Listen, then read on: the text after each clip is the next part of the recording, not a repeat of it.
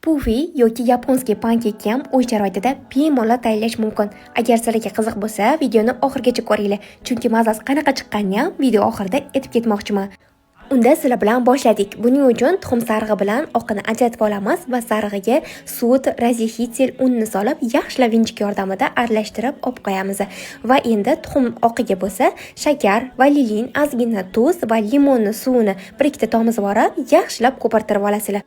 Tuxum oqini tayyor bo'lganini sizlar tog'orachalarni teskarisiga o'girib ko'rganingizda sirg'anib tushib ketmasa, shundan bilishingiz mumkin. Demak, tuxum oqi zo'r bo'lib qotgan bo'ladi. Endi tuxum oqiga sarig'ini aralashtirib, shunaqa mishoklarga solamiz va tog'cha qilib, shunaqa qilib tovaga quyib olamiz va 3 minutginaga dimlab olamiz. Necha minutdan ushlanishi va gazlarning qanaqa bo'lishini va to'liq grammlarni har doimgidek opsioniyadan o'qisanglar bo'ladi.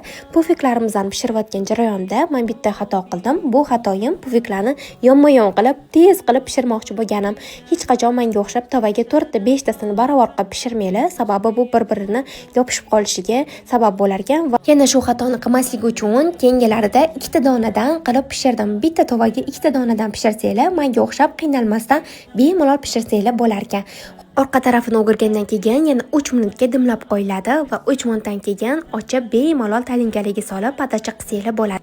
Mazasiga keladigan bo'lsak, mazasi oddiy pankek mazasiga umuman o'xshamaydi. Umuman boshqa narsa yeyotgan deb bo'lasiz. Maslahatim, ko'chadan qimmatga sotib olgandan ko'ra uy sharoitida juda ham kam xarj narsani o'zingiz pishirib ko'ring va albatta pishirmoqchi bo'lganlar videoni saqlanib qilib olinglar, xo'p?